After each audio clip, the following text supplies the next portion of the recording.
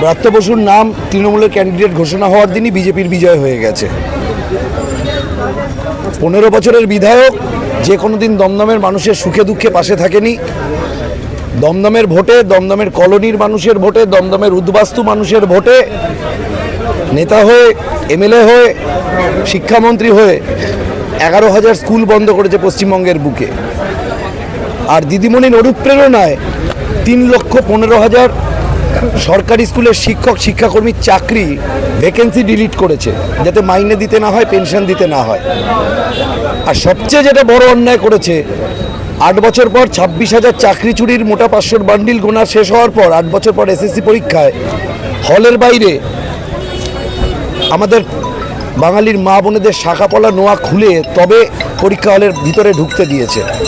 চোখের জলে আমাদের মায়েরা কেউ পরীক্ষার হল ছেড়ে চলে গেছে, কেউ শাখাপলা জমা দিয়ে কাঁদতে কাঁদতে পরীক্ষা দিয়েছে। তো এই পাপের ভার দমদম আর বইতে পারছে না। দমদম নিষ্কৃতি চায়, সারা পশ্চিমবঙ্গ তো পরিবর্তন চায়।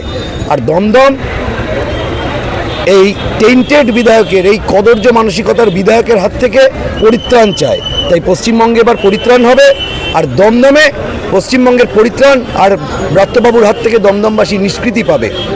আজকে এটাই নমিনেশনের দিন, এটাই আমাদের সবার, ভগবানের ইচ্ছা এটা, দমদমের মানুষের ইচ্ছা এটা।